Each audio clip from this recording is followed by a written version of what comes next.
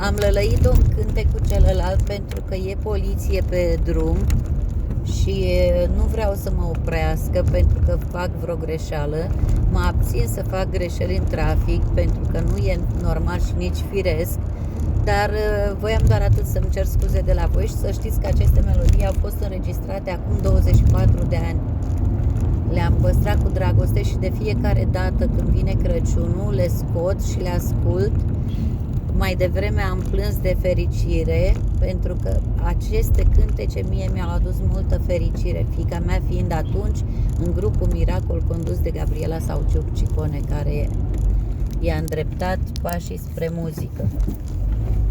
Vă mulțumesc și încă o dată sărbători fericite. Vă rog să mă iertați pentru că nu am înregistrat corespunzător.